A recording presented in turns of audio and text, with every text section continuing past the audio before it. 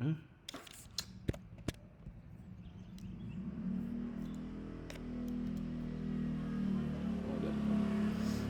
selamat pagi semuanya.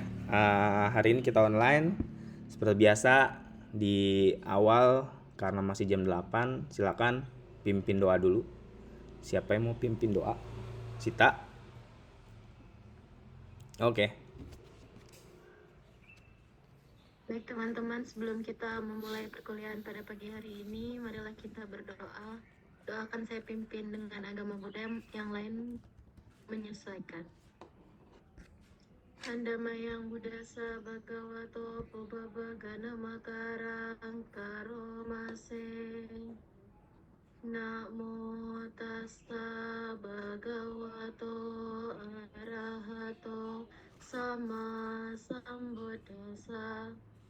Namo tassa bhagavato arahato sama sambuddhassa. Namo tassa bhagavato arahato sama sambuddhassa. Marilah kita bersama-sama mengucapkan patana. Sabe sata bhavantu sukhitata. Semoga semua makhluk hidup berbahagia. Sadu, sadu.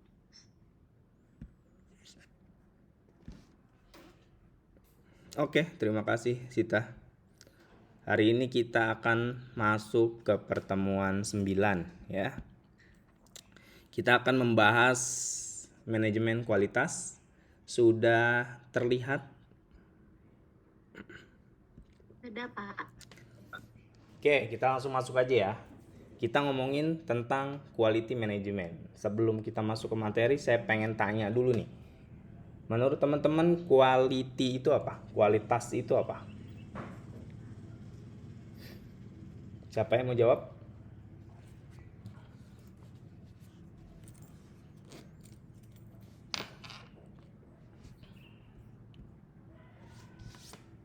Gresdi. Jawab Gresdi. Kualitas itu apa Gresdi?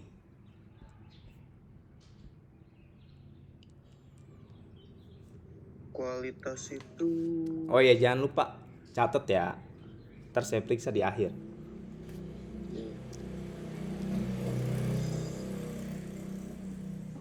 Apa Gresdi?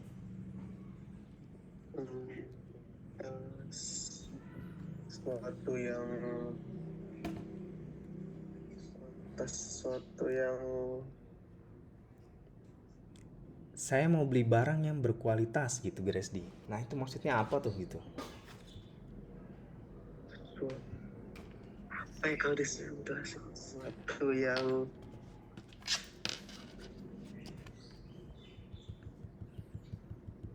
tahan lama. Tahan lama. Oke. Ada lagi yang mau berpendapat? Saya, Pak. Oke, Sita apa Sita? Kualitas tuh kayak nilai atau mutu dari suatu barang, entah barang itu baik atau buruk gitu, Pak. Nilai atau mutu suatu barang. Oke. Ada lagi setelah Sita yang mau berpendapat apa itu quality?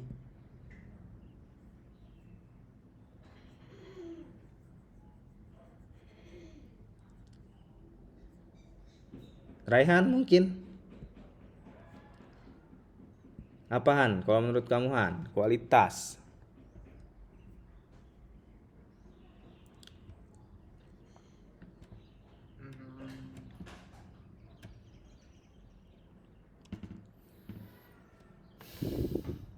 Kelebihan dalam suatu produk atau barang, Pak. Kelebihan dalam suatu produk. Jadi tadi tahan lama, mutu gitu ya. Terus Raihan bilang kelebihannya, kualitasnya. Oke, sekarang kita masuk ke materi. Kita lihat di sini materinya ada kualitas, kecocokan pakai sampai kepada inspeksi dan perannya ya. Jadi cukup banyak materinya nanti. Jadi makanya jangan lupa dicatat.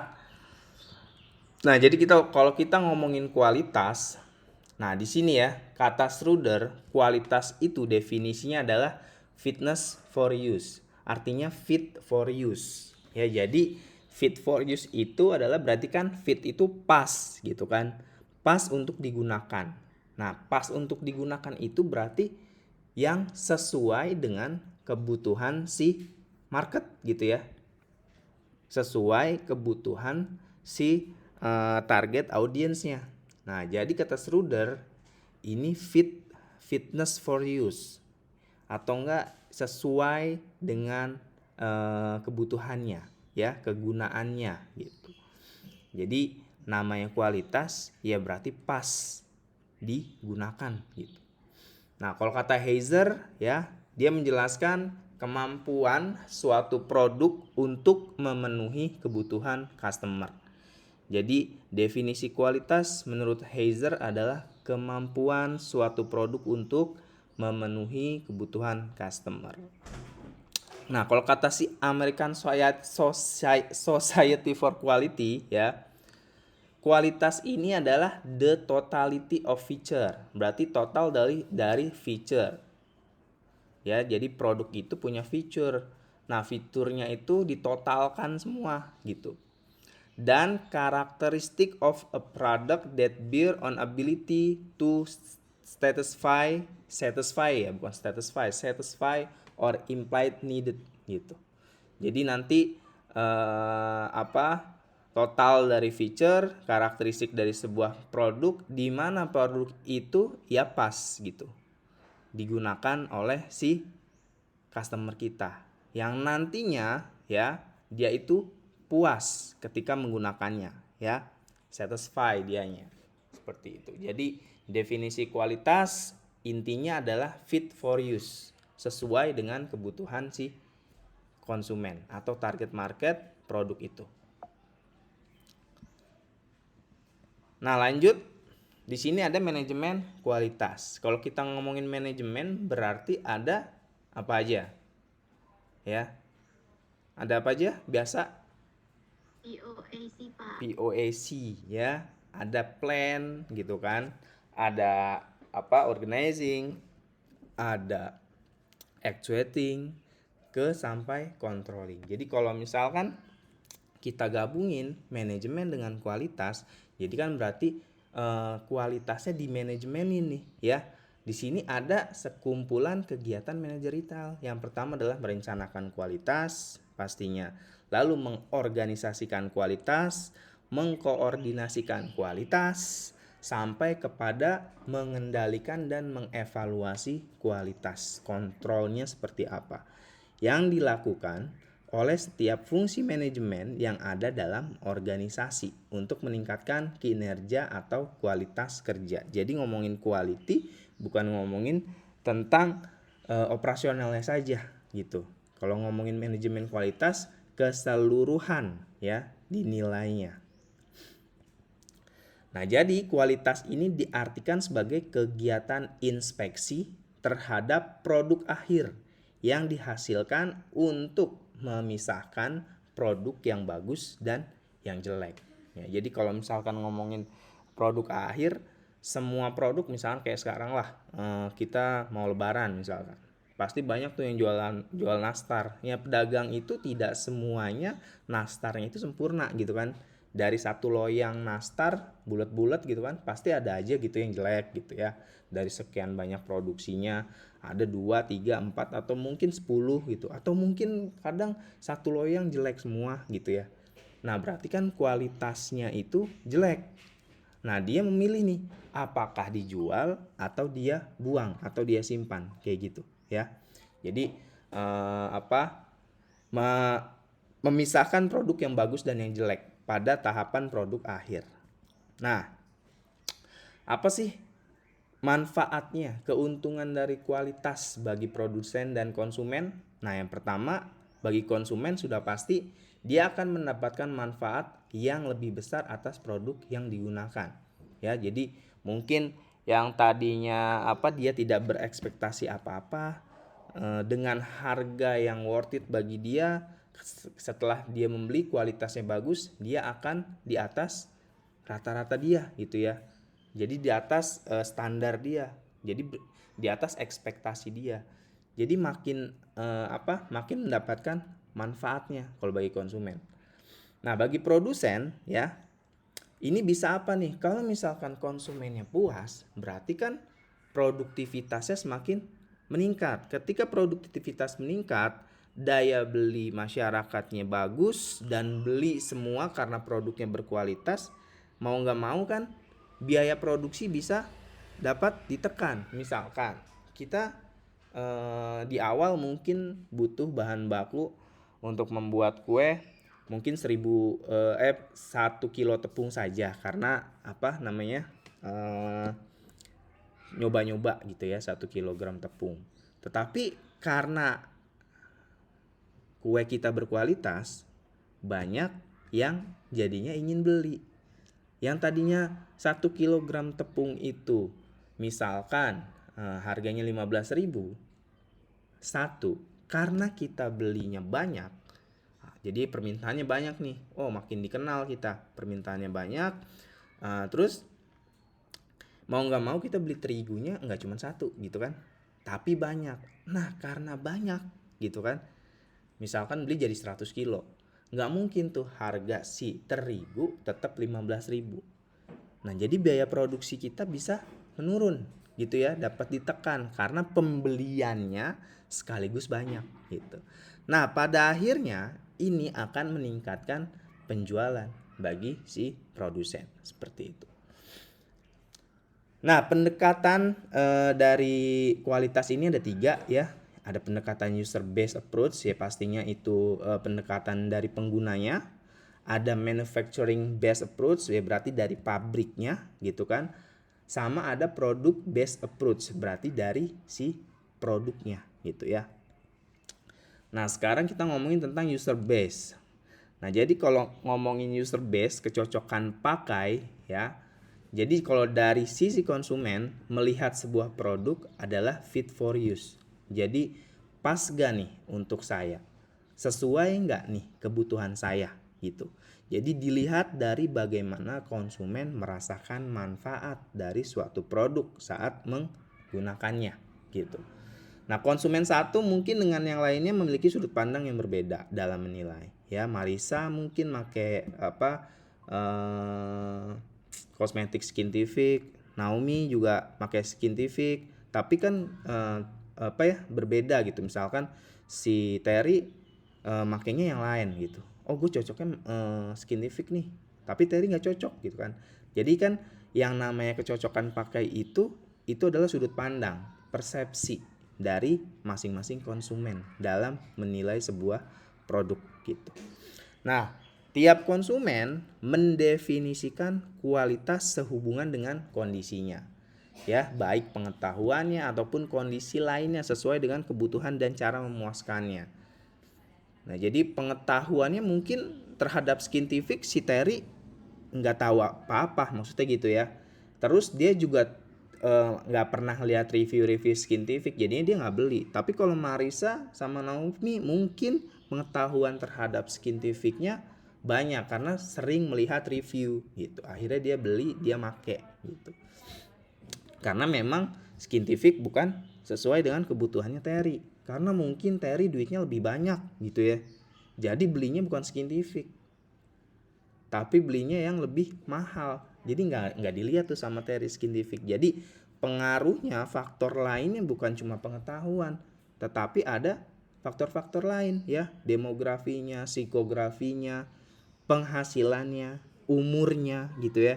Jadi ada faktor-faktor lain dalam mendefinisikan kualitas itu sendiri gitu. Nah, kalau kualitas dari sisi produsen ya, jadi manufacturing based approach. Nah, kalau dari sisi produsennya adalah kualitas itu diartikan sebagai standar ya, SOP-nya bagi si produsen. Ketika tidak sebentar ya. Mami tutup dulu Mi. Pintunya. Kedengeran kemana-mana. Ade sama kakak masuk dulu aja atau mau mandi sana. Ya, jadi dari sisi produsen, kualitas itu diartikan sebagai standar. Apabila produsen mampu mewujudkan sesuai standar untuk memenuhi kebutuhan yang berbeda-beda, produsen membuat berbagai jenis produk yang berbeda. Artinya kalau misalkan kenapa sih Silver Queen itu yang panjang itu harus ukurannya harus segitu gitu. Ini enggak apa jikalau nih kalau misalkan dalam satu produksi ada ukuran yang berbeda. Entah itu kan kalau kita buka Silver Queen gitu ya. Itu kok bisa sama ya, S-nya di situ. Terus kotakannya bisa sama. Nah, ini kan standar dari si produsennya harus seperti itu. Ketika barang itu tidak memenuhi standar, berarti barang itu tidak berkualitas gitu. Kenapa sih Ciki Ball itu bulat-bulat gitu? Nah, bulat-bulatnya pun sama seperti itu gitu. Kenapa sih nggak bikin yang bulat segini gitu kan? Terus ada yang segini gitu bulatnya yang lebih besar. Nah, kalau misalkan dari segi produsen, kalau misalkan dia bikin yang segini ya mungkin bukan standarnya ya. Mungkin dalam produksiannya ada tuh dia yang menghasilkan ukuran cikinya tuh segini gitu gedenya. Yang standarnya segini jadi segini. Nah, ini udah pasti dimasukkan ke dalam barang yang defect ya. Barang yang gagal gitu, barang yang tidak berkualitas. Nah, itu dari sisi produsennya. Nah, sekarang kita masuk ke dimensi kualitas. Nah, jadi kualitas itu punya dimensi ya. Nah, dimensi kualitas ini menurut si Schroeder itu yang pertama, kualitas itu butuh yang namanya rancangan ya. Quality of design. Jadi ditentukan sebelum produk tersebut dihasilkan. Jadi yang namanya kualitas itu awalnya adalah dari sebuah rancangan gitu ya. Nah, yang kedua,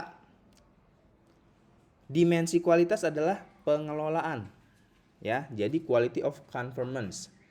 Jadi di sini ngomongin tentang menghasilkan produk yang sesuai dengan kualitas rancangannya. Desainnya seperti itu ya. Nah, pas ketika diproduksi ya harus sama dengan desainnya gitu. Nah, yang ketiga, dimensi kualitas adalah kualitas availability atau kualitas kesiagaan ya. Jadi kemampuan suatu produk selama digunakan oleh konsumen. Ketika produknya sudah jadi produk akhir dan dihantarkan kepada si konsumen, itu harus sesuai desainnya, rancangannya. Misalkan Ciki Ball itu rasanya harus gurih ya. Kalau misalkan sampai konsumen rasanya manis, ya berarti itu barangnya tidak berkualitas gitu. Jadi ketika sampai konsumen barangnya manis, ya ini mah yang defect nih gitu ya. Jadi harus punya dimensi kesiagaan, availability. Nah, yang keempat ya, quality of field service. Jadi after salesnya gimana nih? Jadi bentuk pelayanan yang diberikan oleh perusahaan kepada konsumen yang sering disebut sebagai customer service. Ketika barangnya tidak berkualitas, mau nggak mau si pelanggan pasti komplain. Nah, kualitas itu tidak cuman sampai ke tahap kesiagaan, tetapi after salesnya bagaimana gitu. Jadi kualitas pelayanannya bagaimana nih? Ketika ada keluhan gitu ya. Jadi dimensi kualitas itu terbagi 4, ada rancangan, ada pengelolaan, ada siaga sampai ke pelayanan. Nah, kalau ngomongin kualitas ini tidak terlepas dari standar internasional. Standar nasionalnya kita punya yang namanya SNI ya, Standar Nasional Indonesia. Tetapi secara internasional pun ini setiap pabrik ya harus punya standar internasional kalau memang dia pengen pabriknya berhasil. Nah, kayak yang di helm-helm kita gitu ya. Ketika helmnya berstandar SNI ya berarti kan itu sudah teruji kualitasnya. Jadi ya kalau misalkan diinjek sama truk gitu kan bisa nggak retak gitu kan. Kalau misalkan nggak pakai helm, helmnya tidak SNI mungkin palanya bisa pecah gitu kan ketika keinjek truk gitu. Karena memang barangnya tidak standar. Nah, balik lagi ke standar internasional, setiap pabrik manufacturing gitu ya harus memenuhi standar internasional jika memang dia pabriknya mau diakui secara internasional. Nah, apa saja yang harus dicapai oleh sebuah pabrik ya ketika dia mau masuk ke pasar internasional. Jadi dia harus punya yang namanya ISO 9000 dan ISO 14000. Nah, standar internasional ini disebut juga ISO ya, International Standard Organization. Ini juga diambil dari bahasa Yunani ya, ISO yang artinya seragam. Nah, di operasional sendiri ada dua jenis ISO ya yang terkenal, yaitu 9000 sama 14000. Nah, ini apa nih? Ini adalah salah satu pendekatan yang digunakan oleh perusahaan gitu ya, organisasi internasional lah ya, untuk melindungi konsumen. Jadi ISO ini sudah diratifikasi sama organisasi internasional gitu. Nah, perbedaannya apa antara ISO 9000 dan ISO 14000? Jadi kalau ISO 9000 ngomongin tentang quality assurance ya. Jadi si pabrik ini harus punya yang namanya pengawasan kualitas ya, pengetesan, inspeksi, punya kebijakan, punya pelatihan ya, punya flowchart, punya instruksi kerja, punya job description, punya struktur organisasi dan sebagainya gitu. Jadi kalau ngomongin misalkan kita nih punya usaha tapi masih UMKM gitu kan, ya mungkin kan standarnya itu masih belum bisa untuk masuk ke ISO 9000. Sementara kalau misalkan pabrik-pabrik besar multinasional mungkin sudah memenuhi standar ISO 9000 karena dia sudah memenuhi semuanya gitu ya. Nah, kalau ISO 14000 ini perluasan dari ISO 9000. Ya, jadi kalau ISO 9000 ngomongin quality, ISO 14000 adalah ngomongin tentang keberlanjutan gitu. Ngomongin tentang manajemen lingkungannya. Ini pabrik, manufacturing, limbahnya dibuang kemana sih? Tanggung jawab sosialnya gimana sih? Gitu ya. Jadi yang dibahas dari ISO 14000 ini ada 5 elemen inti ya. Pertama adalah manajemen lingkungan, pengauditan, evaluasi kinerja, pelabelan dan life cycle assessment ya. Pengujian life cycle-nya. Nah, ISO 9000 tadi ya ngomongin tentang standar yang berkaitan dengan manajemen kualitas. Kalau ISO si ISO 14000 ngomongin tentang manajemen lingkungannya. Nah, terus apa nih hubungan ISO 9000 dan 14000? Jadi keduanya ini menggunakan pendekatan sistem manajemen yang serupa, yaitu PDCA ya. Mungkin kalian pernah dengar PDCA? Pernah dibahas PDCA? Plan, Do, Check, Action. Pernah nggak? Belum, Pak. Plan, Do, Check, Action itu kan ada di manajemen sumber daya manusia. Di pertemuan ke berapa ya? Ke-13 14 lah ya. Di situ kita ngomongin TQM, Total Quality Management, yang ada PDCA-nya gitu. Jadi ntar di dalam manajemen kualitas ini erat hubungannya sama Total Quality Management. Nah, pernah dengar Total Quality Management juga? Belum? Ntar saya tanya Pak Mulyana nih. Kalian MSDM-nya pas sama Pak Mulyana kan ya? Iya, Pak. Nah, iya. Nah, di MSDM itu ya membahas itu ya, Total Quality Management, Quality Control Circle, sama Total Quality Circle, biasanya TQM, TQC, QCC gitu. Nah, di situ dibahas tentang PDCA sama 7 QC tools yang erat hubungannya sama manajemen operasional gitu. Nah, PDCA sendiri ini metode ya dalam memeriksa tentang kualitas si manajemennya gitu.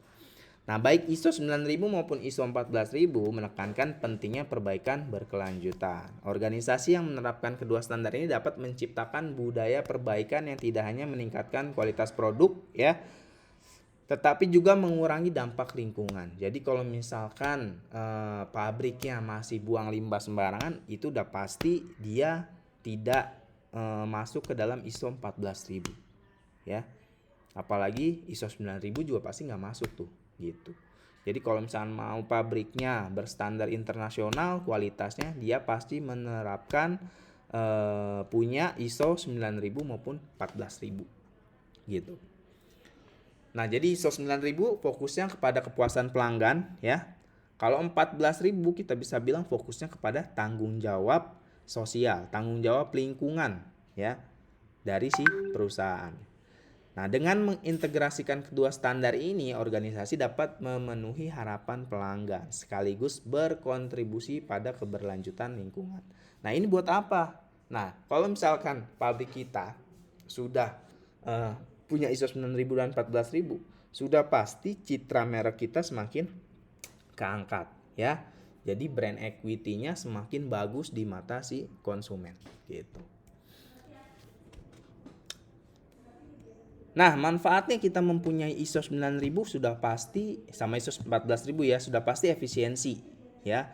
Jadi ISO ini akan meningkatkan efisiensi operasional. Nah, misalnya proses yang dirancang untuk memenuhi standar kualitas juga dapat dioptimalkan untuk mengurangi limbah ya. Jadi kalau misalnya sudah ber-ISO 9000 dan ISO 14000 ya sudah pasti efisiensinya semakin tinggi. Karena sudah dipikirkan gimana caranya mengurangi limbah. Nah, kalau misalnya di Indonesia kan limbah buang-buang aja ya, kadang mencemarkan lingkungan itu, nggak ada standarnya gitu. Tetapi kalau misalkan mungkin di luar negeri, ketika kita membuang sembarangan, ya pasti harus punya denda gitu kan, harus didenda tuh. Dan dendanya itu tidak sedikit gitu. Nah, yang kedua manfaatnya kita punya ISO adalah peningkatan reputasi ya. Tadi ya, brand image-nya terangkat gitu. Nah, terus yang ketiga adalah kepatuhan terhadap regulasi. Dengan menerapkan ISO 14000, organisasi dapat memastikan bahwa mereka mematuhi peraturan lingkungan yang berlaku ya. Kalau ISO 9000 memastikan bahwa produk dan layanannya itu sudah memenuhi standar kualitas yang diharapkan. Nah, di dalam manajemen operasional ada metode untuk mengefisienkan dan mengefektifkan kita membuat produk akhir. Nah, yang pertama adalah just in time. Nah, just in time ini apa? JIT. Nah, JIT juga pernah maksudnya di MSDM juga sedikit dibahas gitu kan. Just in time ini dipopulerkan oleh Taichi Ohno. Dia itu seorang kalau nggak salah foundernya Toyota gitu ya. Pada intinya just in time itu adalah metode tepat waktu. Jadi sistem produksi yang digunakan untuk memenuhi kebutuhan pelanggan tepat pada waktunya sesuai dengan jumlah yang dikehendakinya. Ya, jadi permintaannya segini, ya dia bikin segini terus tepat pada waktunya gitu. Misalnya permintaan ada 500, jadi bikin 500.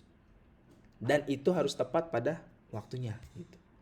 Nah, tujuan sistem just in time ini yaitu untuk menghindari terjadinya kelebihan overproduksi ya. Kalau kita overproduksi sudah pasti barangnya ada di gudang banyak gitu kan.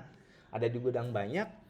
Kalau misalkan permintaannya 500 sementara kita bikin 1000, nah yang keluar cuma 500, apalagi bahan makanan yang cepat basi itu kan akan merugikan kita gitu ya, merugikan perusahaan. Nah, jadi sistem just in time ini mengefisienkan hal itu gitu. Jadi menghindari terjadinya kelebihan jumlah produksi. Nah, terus persediaan yang berlebihan ya, juga pemborosan dalam waktu penungguan gitu. Nah, simpelnya ngomongin just in time ini adalah filosofi manajemen yang bertujuan untuk mengurangi pemborosan dalam proses produksi dengan memproduksi barang hanya saat dibutuhkan dan dalam jumlah yang tepat. Ya, konsep ini diperkenalkan oleh Toyota. Jadi Toyota ini yang pertama kali memperkenalkan konsep just in time ini gitu. Nah, prinsipnya adalah satu. Just in time itu prinsipnya pengurangan persediaan. Jadi JIT itu berfokus pada pengurangan persediaan yang tidak perlu ya, dengan memproduksi hanya saat dibutuhkan. Jadi perusahaan dapat mengurangi biaya penyimpanan dan resiko kerugian akibat barang yang tidak terjual gitu. Kayak misal ya mobil lah, kayak mobil Toyota gitu kan. Ya kan setiap tahun punya keluaran terbaru gitu ya. Kalau misalnya kita lihat di IMS, wah Innova Reborn. wah tahun depan pasti ada lagi nih spesifikasinya. Jadi dalam rentang waktu 1 tahun itu bagaimana tidak ada pasokan lagi gitu kan, tidak ada jadi permintaan sudah diramalkan akan segini gitu kan. Nah dia bikinnya segitu gitu, tidak terlalu banyak gitu. Udah, jadi dia tidak mengalami kerugian dalam hal overproduksi itu gitu. Nah, yang kedua prinsip just in time adalah peningkatan kualitas ya. Jadi fokus kepada kualitasnya karena dia bikin produksiannya sesuai dengan permintaan, ya sudah pasti fokusnya adalah memperbaiki masalah kualitas. Innovaribon tahun 2001, wah, keluhannya apa aja nih? Nah, itu akan diselesaikan ketika Innovaribon lahir lagi nih di tahun 2022 misalkan kayak gitu ya. Setiap tahunnya gitu. Jadi tambahkan spesifikasinya gitu. Kok spesifikasinya tambahin sedikit banyak aja yang beli? Ya karena ada pasarnya, karena butuh gitu ya. Orang butuh gitu. Nah, prinsip yang ketiga adalah fleksibilitas. Jadi JIT memungkinkan perusahaan untuk lebih responsif terhadap permintaan pasar yang berubah-ubah ya. Jadi produksi dapat disesuaikan dengan cepat sesuai dengan kebutuhan pelanggan ya. Besok mobil Cina ada apa lagi nih? Wah, Toyota ngeluarin apa nih gitu. Nah, terus prinsip just in time yang keempat adalah pemasok. Jadi JIT memerlukan kerjasama yang erat dengan pemasok untuk memastikan bahwa bahan baku tersedia tepat waktu dan dalam jumlah yang dibutuhkan gitu.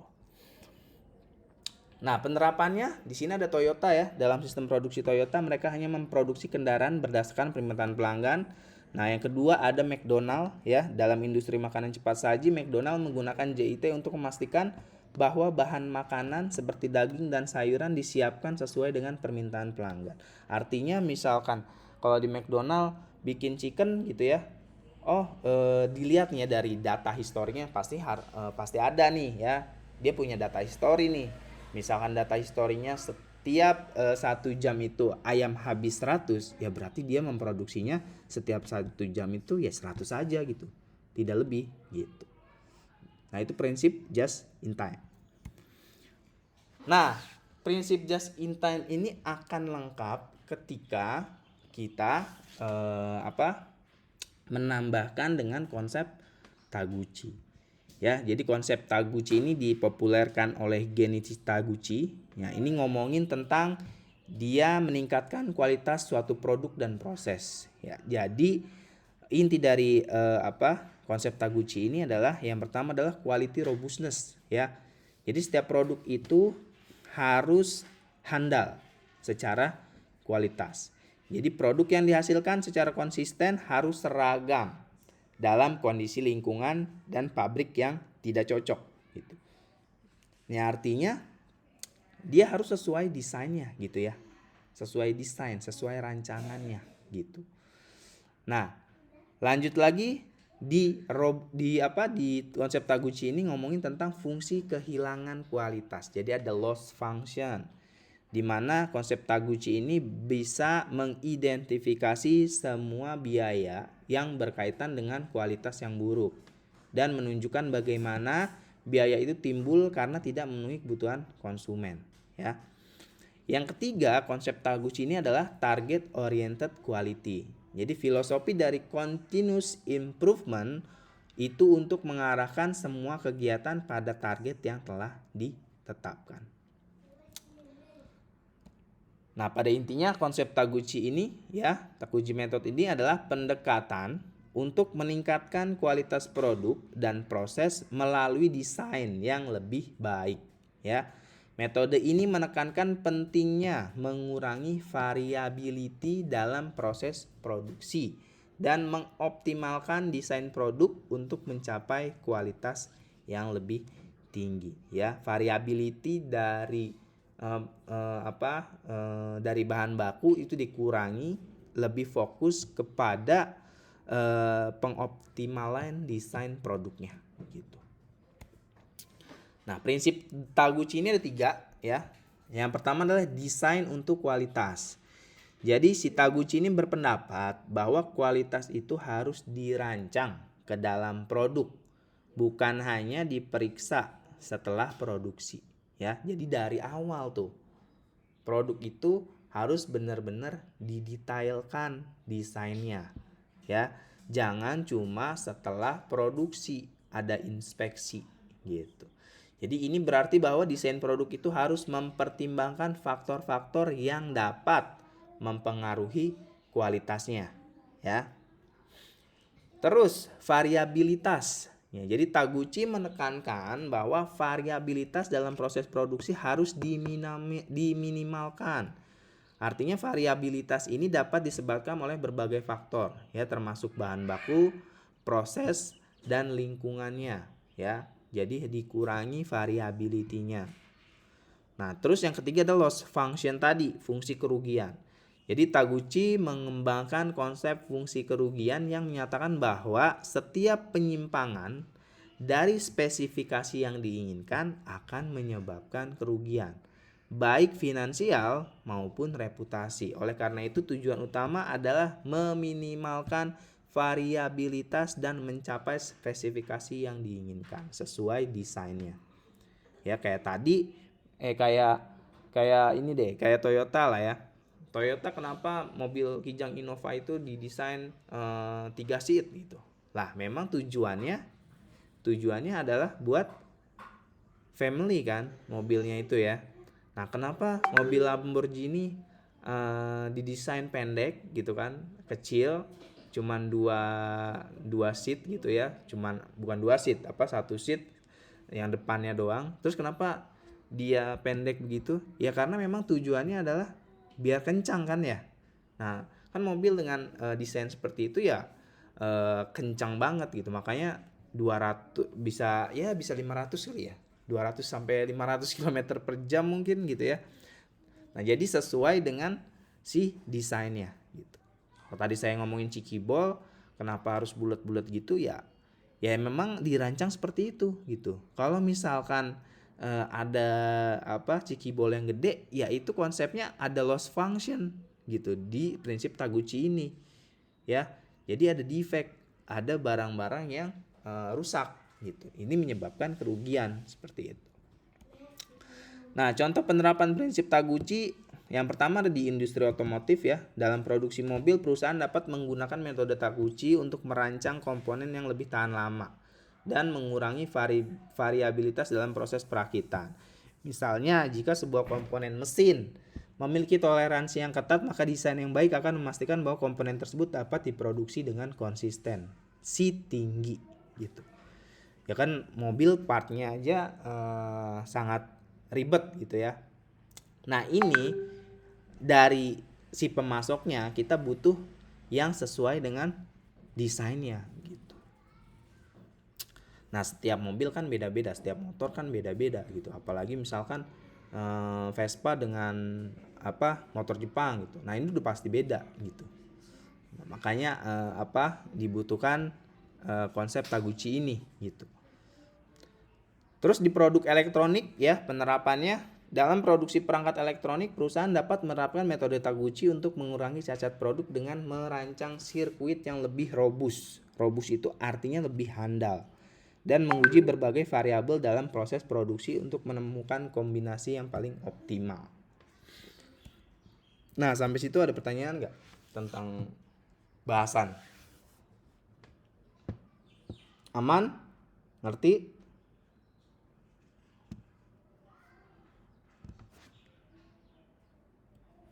Aman nggak?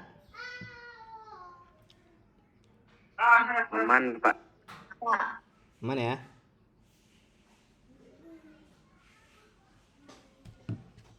Oke, lanjut ya. Nah ini kita ngomongin tentang total quality management. Sebenarnya sudah dibahas dikit tuh ya di buku MSDM. Jadi ngomongin tentang total quality management. Nah total quality management ini dinilai secara keseluruhan. Nanti agak menyempitnya ngomongin tentang total quality circle. Nah total quality circle itu ngomongin mungkin di setiap divisi nantinya gitu ya. Misalkan divisi keuangan punya TQC-nya masing-masing, divisi operasional punya TQC-nya masing-masing. Nah diperkecil lagi nanti menjadi QCC ya, quality control circle. Kalau ini lebih berkelompok gitu. Jadi ada 10 orang di dalam QCC itu gitu paling maksimal. Nah, apa nih TQM ini ya? Kalau misalnya di bahasa Indonesiain, TQM ini adalah manajemen kualitas terpadu gitu. Nah, jadi ini adalah manajemen secara menyeluruh ya, manajemen kualitas secara menyeluruh di suatu perusahaan gitu, di suatu organisasi. Nah, bahwa produk merupakan hasil kegiatan dari seluruh komponen yang terlibat.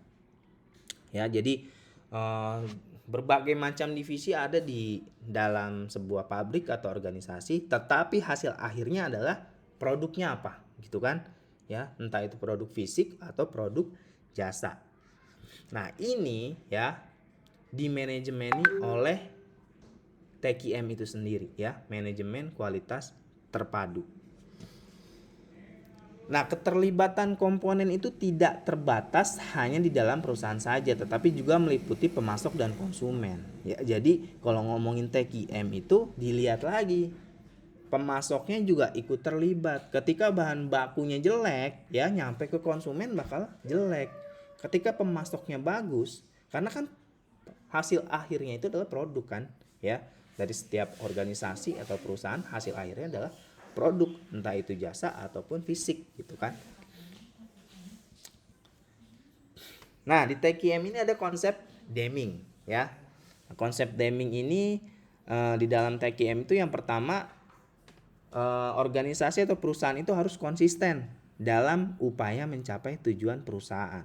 Ya, kalau ngomongin tujuan berarti ngomongin visi misinya perusahaan. Nah, dia harus konsisten gitu. Nah, yang kedua ya, selalu melakukan perubahan ke arah perbaikan. Itu konsepnya ya. Entah itu dari divisi operasional, divisi sumber daya, divisi keuangan. Nah, ini harus selalu melakukan perubahan ke arah perbaikan. Nah, yang ketiga ya, konsep Deming ini adalah menciptakan kualitas pada saat rancangan, bukan saat inspeksi ya. Tadi kayak konsep Taguchi, jadi kualitasnya itu dibuat pas dia mendesain, merancang gitu, bukan saat inspeksi. Bukan saat evaluasi gitu. Nah, yang keempat, bangun hubungan jangka panjang berdasarkan hasil kinerjanya. Nah, di sini ya, bangun hubungan itu bukan cuma ke konsumen, tetapi ke karyawan kita sendiri maupun ke pemasok ya. Nah, tapi berdasarkan hasil kinerjanya. Jadi adil. Terus yang kelima ya, harus meningkatkan kualitas produk secara terus-menerus. Nah, sesuaikan dengan kebutuhan si pelanggan gitu. Yang keenam, di dalam konsep TQM ini ada memberikan pelatihan kepada karyawan. Itu juga sangat penting ya. Makanya konsep TQM ini masuk ke MSDM juga gitu. Nah, lalu yang ketujuh, kembangkan kepemimpinan ya. Kayak kalian nih kemarin si Sita sama si Saca didapuk jadi BEM. Nah, itu kan punya rekrutmen tersendiri ya, pelatihannya tersendiri. Nah, dari apalagi di pabrik gitu ya, orang-orang yang terlihat leadershipnya itu akan dilihat oleh si manajer. Buat apa ya? Untuk menggantikan dia ketika dia naik lagi ke atas gitu kan. Jadi kembangkan kepemimpinan dari setiap karyawan gitu. Lalu yang kedelapan adalah hilangkan kekhawatiran ya. Yang kesembilan, dobrak hambatan antar departemen. Maksudnya jangan sampai ada keributan gitu ya. Salah satunya hambatan itu kan keributan, saling iri gitu. Terus stop perintah yang berbau pemaksaan kepada pekerja ya. Nah, jadi pekerja itu sesuaikan dengan job deskripsinya saja gitu. Di luar jobnya ya, yang pastinya kalau memang tidak ada karyawan lagi ya kita harus memberikan apresiasi. Misalkan dengan kasih uang lemburannya gitu ya. Nah, terus yang ke-11, tingkatkan dukungan, pertolongan dan perbaikan ya di konsep Deming dalam TQM. Terus pupuk kebanggaan dalam bekerja, kembangkan perbaikan setiap pribadi sampai kedorong agar setiap orang bekerja terus untuk perubahan. Nah, itu konsep TQM. Jadi Deming, Heiser, dan Render ini juga dia memiliki 5 cara ya agar program Total Quality Management bisa dilaksanakan secara efektif. Jadi ada 5 cara. Yang pertama adalah perbaikan berkelanjutan ini akan terus dilakukan oleh perusahaan.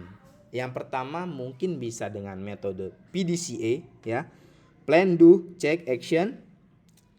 Terus pakai metode Six Sigma ya. Six Sigma ini ada DMAIC ya, define, measure, terus apa lagi ya, DMA, analyze ya. Terus I-nya itu apa ya? Saya lupa. Terakhir controlling. Nah, yang kedua ya, untuk melaksanakan program ini kita butuh yang namanya pemberdayaan karyawan. Yang ketiga kita harus benchmarking. Yang keempat just in time tadi ya, sudah kita bahas. Nah, yang kelima itu kita pakai alat TQM. Nah, alat TQM ini ada 7 ya. Ada 7 tools TQM. 7 tools alat quality control gitu, kontrol kualitas.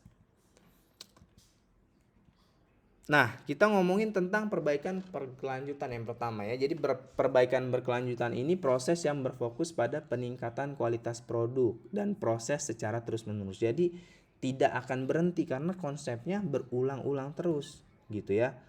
Nah, 2 metode yang sering digunakan itu pakai PDCA sama Six Sigma. Kalau PDCA ya, jadi dicontohkan di sini, dimisalkan sebuah perusahaan manufaktur ingin meningkatkan efisiensi produksi gitu ya. Nah, mereka yang pastinya pertama yang dilakukan adalah plan dulu ya. Jadi gimana caranya? Jadi tujuannya adalah meningkatkan efisiensi produksi ya. Lalu dia bikin rencana untuk mencapai tujuan itu gitu. Nah, jadi rencananya adalah untuk mengurangi waktu siklus produksi dengan menganalisis proses yang ada. Ya. Terus setelah direncanakan ada implementasi ya. Implementasinya itu adalah do di situ. Nah, diimplementasikan akhirnya. Gimana caranya waktu siklus produksi ini bisa efisien gitu. Jangan kelamaan misalkan. Nah, setelah di-do ya, dilakukan, diimplementasikan, dia cek nih ya. Dia cek nih apakah sudah benar pengimplementasiannya itu gitu. Nah, hasilnya untuk melihat apakah ada peningkatan, kalau misalkan hasilnya positif ya, baru deh action gitu ya. Untuk menerapkan perubahan secara permanen gitu. Nah, kalau misalkan tidak, mereka kembali ke tahap perencanaan. Nah, contohnya gini simpelnya. Tadi si Grace D itu telat ya masuk room. Nah, akhirnya saya melakukan PDCA gitu.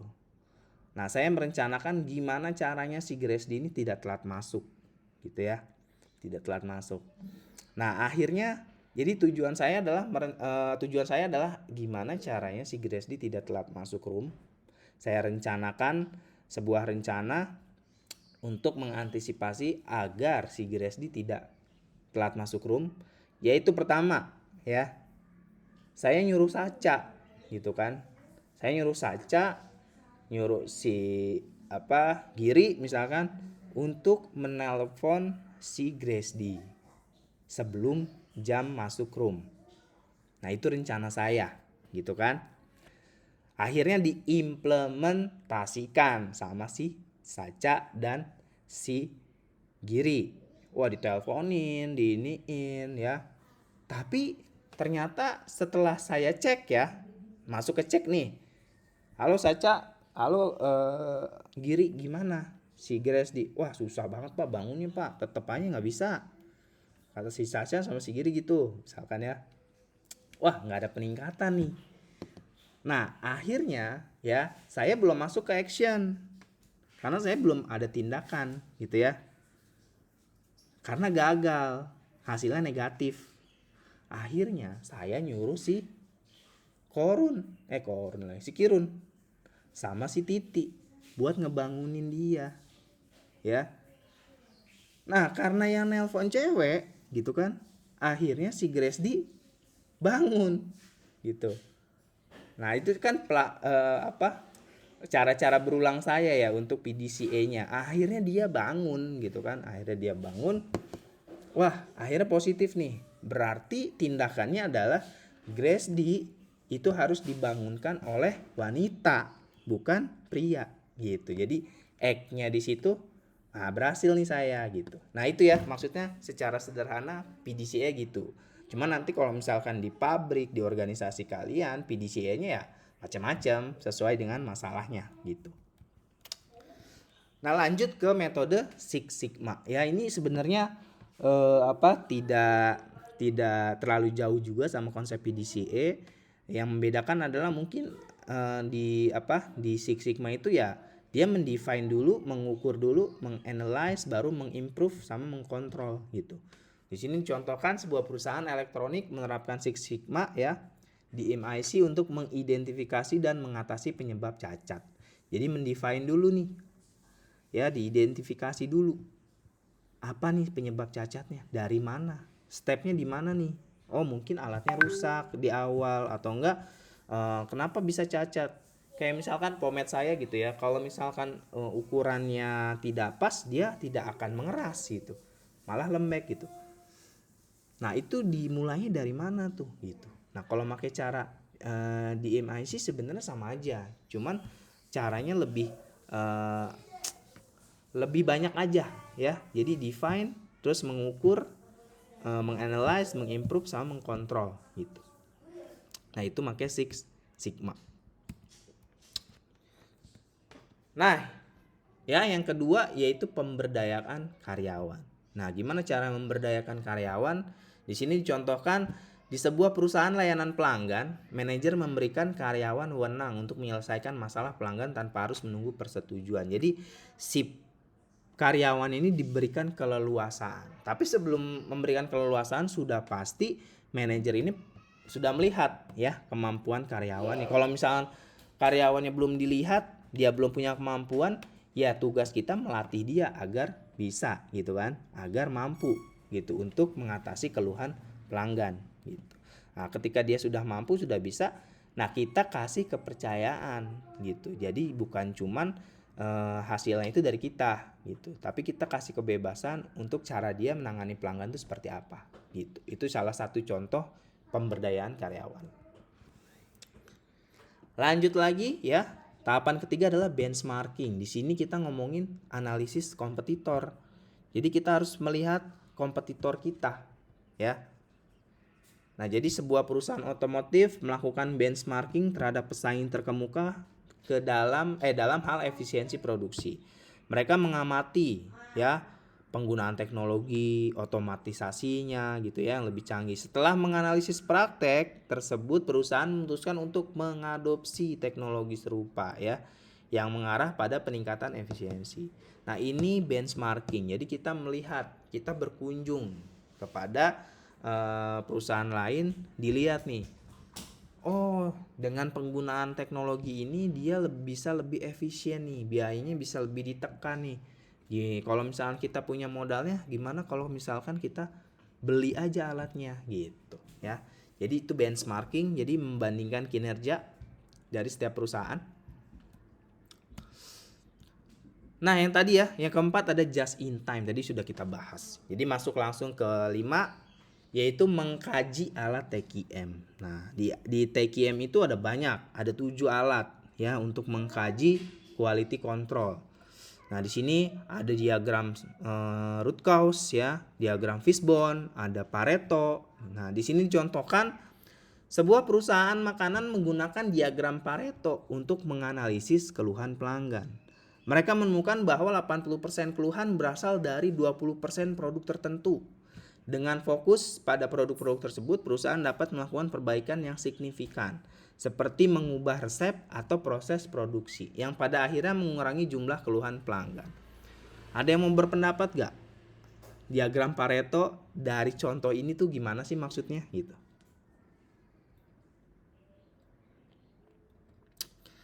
Yang bisa mencontohkan, yang bisa menjawab, gak perlu ikut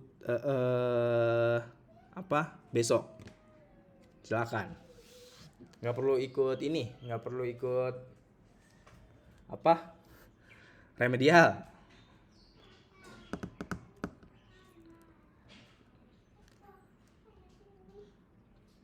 Siapa yang mau mencontohkan diagram Pareto ini maksudnya gimana gitu?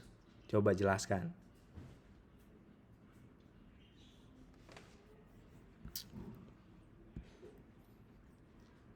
Terry mau, Terry? Mana Terry nih? Kalau bisa menjelaskan nggak perlu ikut, silakan. Siapa yang mau?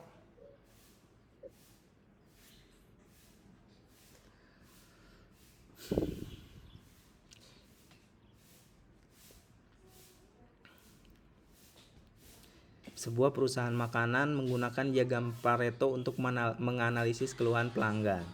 Mereka menemukan bahwa 80% keluhan berasal dari 20% produk tertentu. Nah, silakan deh kalian imajinasikan produknya apa, ininya apa. Nah, bikin agar kita lebih paham gitu.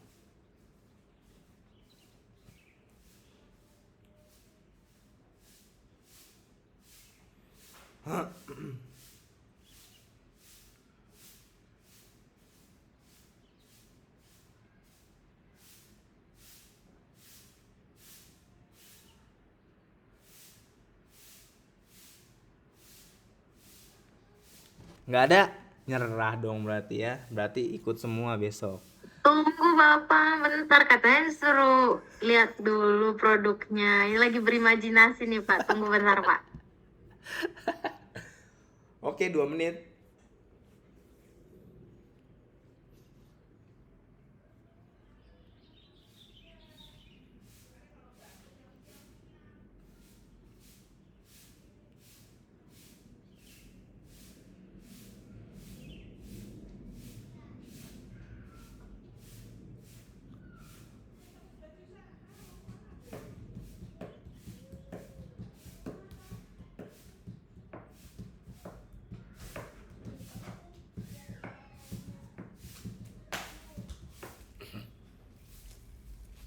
Buang atau buang?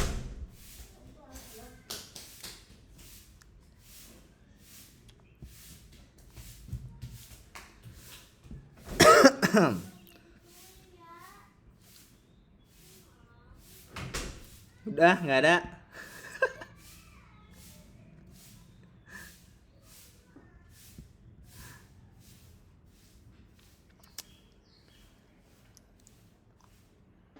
Ayo, gimana? Ini ada restoran nih, gitu kan? Ya contohkan misalnya di restoran gitu. Dia punya menu banyak nih, gitu. Ya gitu-gitulah.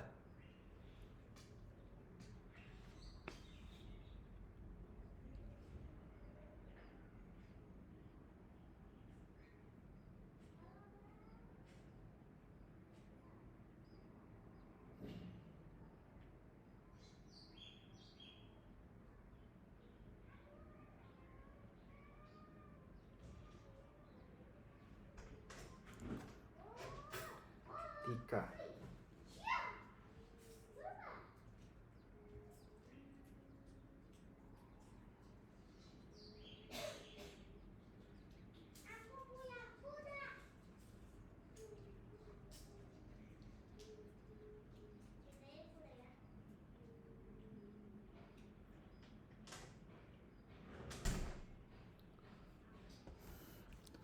Udah ya, nggak ada yang bisa. Mau Pak. Tapi Coba. kalau salah nggak apa-apa ya.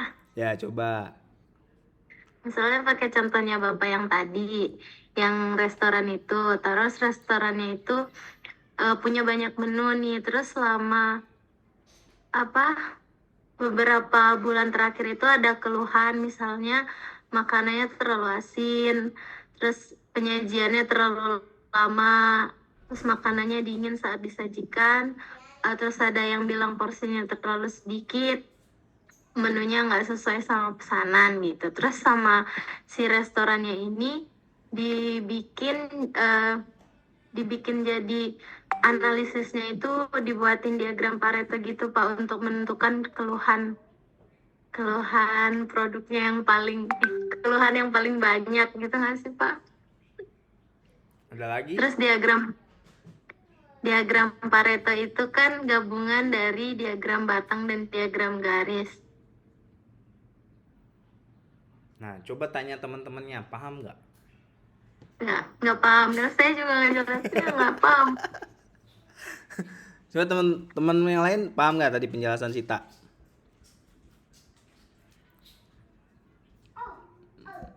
Gimana? Nggak paham? Oke, jadi gini ya penjelasannya. Sita belum berhasil ya.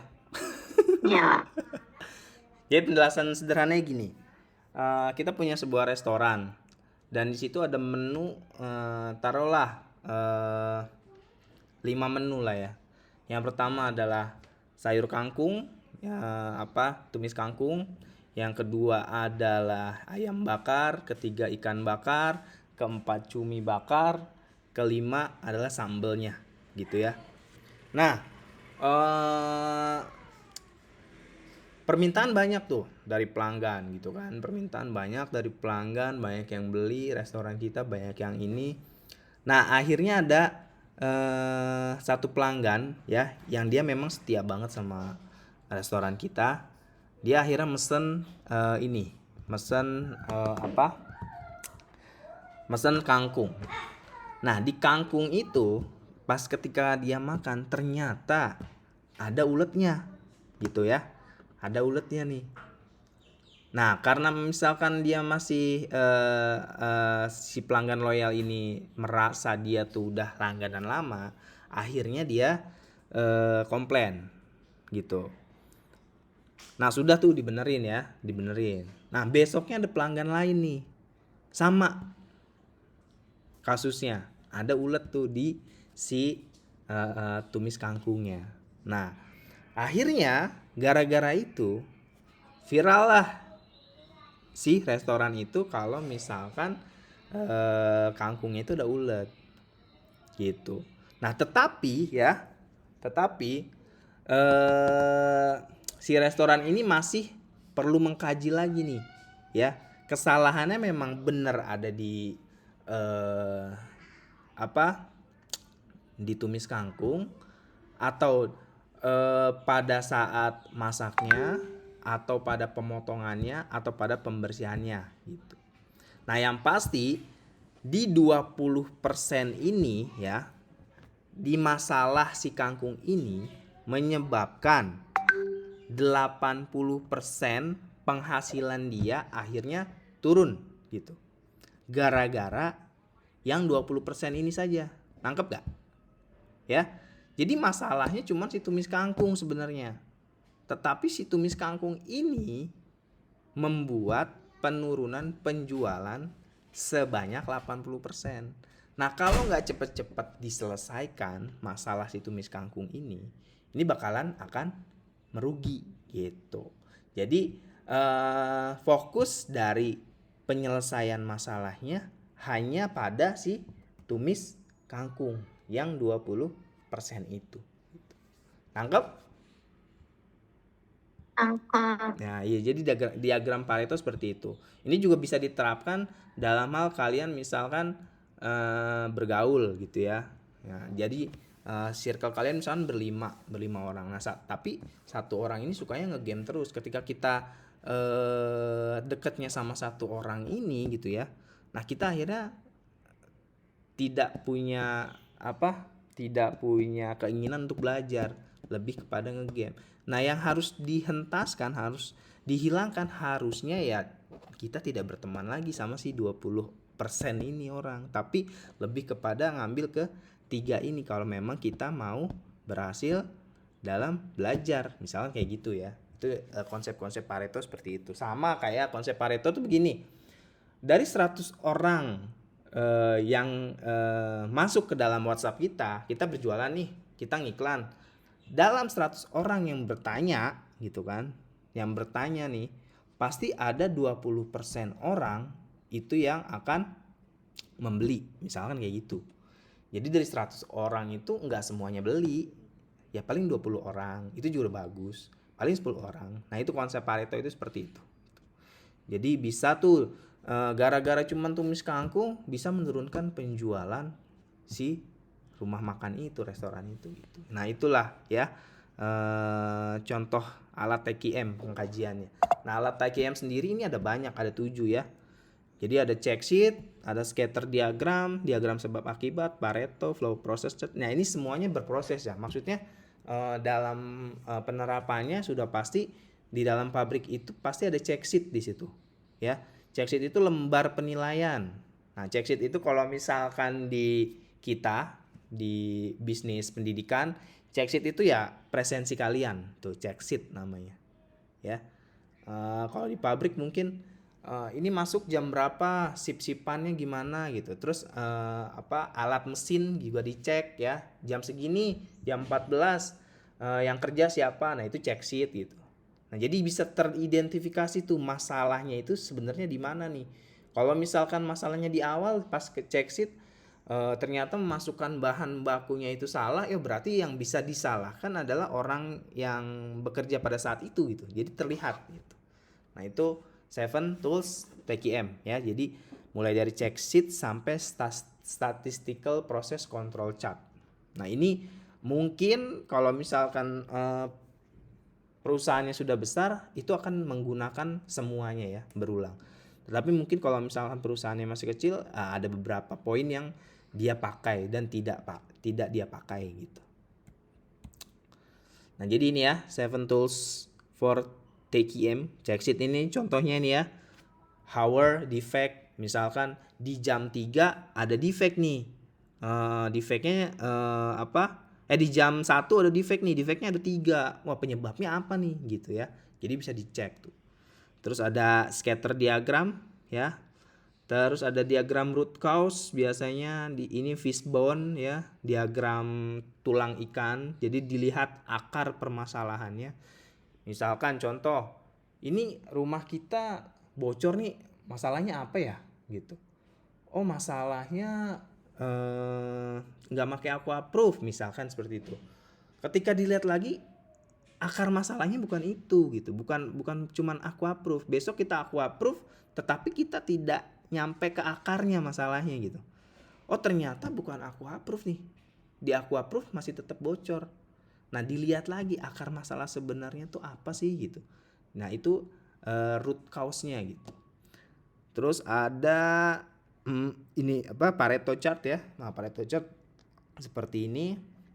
Terus flow chart itu tahapan-tahapan untuk menyelesaikan masalahnya ketika ada di defect. Ya, jadi biar bisa kelihatan defectnya itu siapa yang megang. Apa nih permasalahan si karyawan ini nih sebenarnya, kalau memang masalahnya di karyawannya ya. Oh, mungkin dia lagi haid jadi pusing.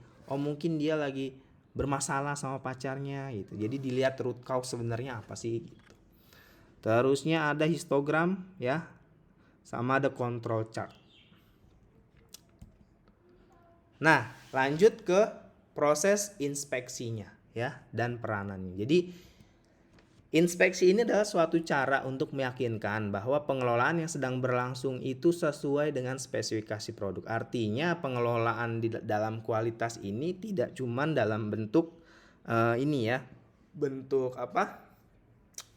bentuk deskriptif, bentuk pernyataan gitu, tetapi tidak ada inspeksi, tidak ada evaluasi. Makanya diperlukan yang namanya inspeksi, pemeriksaan, dan diperlukan yang namanya evaluasi setelah inspeksi gitu. Nah, inspeksi ini bukan cuma meliputi pengukuran ya, perasaan, perabaan, penimbangan atau pemeriksaan produk. Nah, ini juga bertujuan menemukan proses yang buruk sesegera mungkin. Ya, jadi inspeksi itu kan banyak, bukan manusianya doang, tapi inspeksi pada alat-alat nanti ya. Oh, mungkin alatnya sudah lapuk. Nah, oh, mungkin alatnya tidak dibersihkan kembali. Siapa nih yang tidak membersihkan? Misalnya kayak gitu ya. Terus perabaan gitu kan, perasaannya gitu ya. Terus ditimbang, misalkan produknya harus 100 gram, oh ternyata ada 120 gram. Nah, ini kan tidak memenuhi standar dia gitu. Nah, inspeksi ini hanya berfungsi menemukan kekurangan cacat. Jadi dia tidak memperbaiki kekurangan dalam sistem, tetapi hanya menemukan kekurangan atau kecacatan dari si produksi tersebut. Ya, jadi inspeksi ini utamanya berfokus pada dua masalah. Yang pertama, kapan inspeksi dilakukan, sama di mana inspeksi dilakukan. Jadi urutannya kapan kita inspeksi itu, yang pertama adalah kita inspeksi melakukannya itu dilakukannya pada saat kita di pabrik pemasok, ya. Jadi saat pemasok melakukan proses produksi. Nah, itu harus ada inspeksi. Bahan bakunya harus bagus gitu. Dilihat lagi, kita inspeksi lagi. Kita mesen jangan cuma mesen gitu ya. Kita raba. Nah, kita lihat ini bagus atau tidak. Nah, itu proses pertama.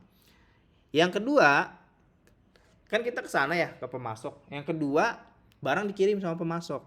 Nah, kita inspeksi lagi saat menerima produk dari pemasok gitu. Pas nyampe ke pabrik kita lihat lagi bener gak nih barangnya. Di situ ada inspeksi lagi gitu. Nah, terus yang ketiga, sebelum masuk ke proses operasional, proses produksi, ya. Kita cek lagi nih barangnya. Bahan bakunya seperti apa. Nah, yang keempat, tahap-tahap proses produksi. Ya, flow-nya bagaimana? Sudah benar belum nih masuk segini? Misalkan ya, kita mau goreng tempe gitu ya, pernah saya contohkan. Tempenya itu harus dipotongnya seperti apa? Dicuci dulu atau tidak gitu loh. Nah, itu inspeksi juga harus jelas, ya. Terus yang kelima, saat produk selesai dibuat. Dilihat lagi nih. Ini tempe sudah jadi nih. Tempenya gosong apa enggak? Tempenya tipisnya sesuai standar atau tidak gitu. Jadi sebelum diserahkan ke konsumen ya harus sesuai standar. Di situ ada inspeksi lagi. Nah, yang keenam, sebelum kita nganter ke konsumen, ya. Jadi quality control yang keenam itu ya sebelum misal udah ada orderan, sebelum kita ngantar ke konsumen, ya kita harus QC lagi, ya, inspeksi lagi. Harus dikontrol lagi kualitasnya. Nah, yang ketujuh, yang terakhir, ada pada di titik kontak dengan pelanggan.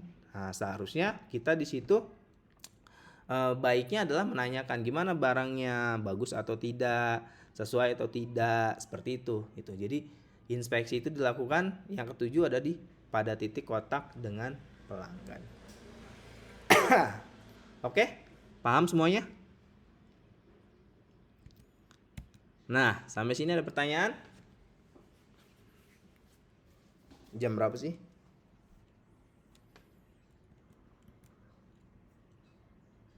Jam 9.34, masih ada waktu 6 menit lagi. Ada pertanyaan tidak?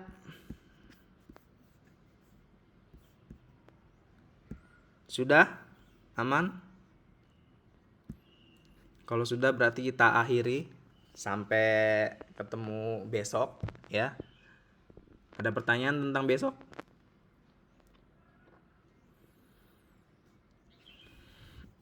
Tidak ada pertanyaan tentang besok? Oke, kalau tidak ada pertanyaan, kita akhiri aja ya.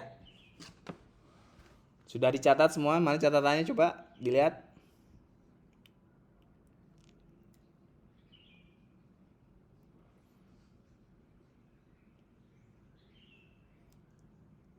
Mana Giri?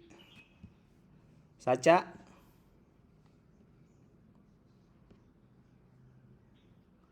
Jaga, Raga, Kemah. Coba lihat catatannya, Jaga. Oke, thank you semua sudah mencatat. Semoga paham materi hari ini. Sampai ketemu besok. Ini masih ada waktu 6 menit, berarti saya ada urusan sama si Terry ya. Yang lain boleh silakan leave. Makasih Pak. Makasih Pak. Thank you. Terima kasih, Pak. Yo. Makasih Pak. Makasih Pak. Oke.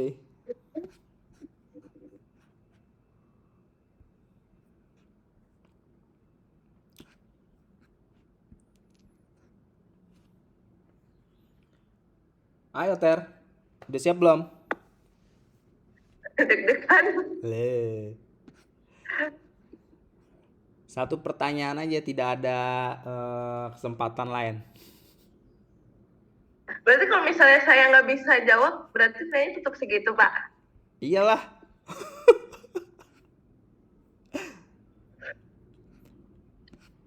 Gampang lah. Iya Pak. Oke, udah siap? Siap. Siap nggak siap? Jawab ya.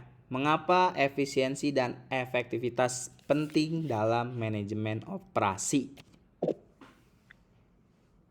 Efisiensi dan efektivitas. Karena kalau efisiensi itu kan sebuah perusahaan yang ini kan Pak, dia nggak ngelihat biayanya, jadi kayak pengurangan gitu. Sedangkan efektivitas itu dia ada gimana sih Pak?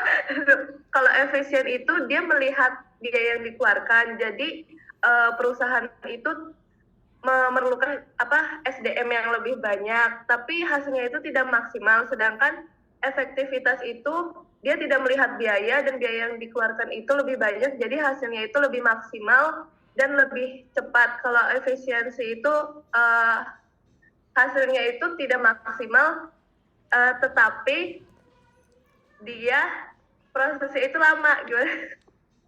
Gitu kan Pak? Pertanyaannya cuma kenapa efisiensi dan efektivitas itu penting dalam manajemen operasi?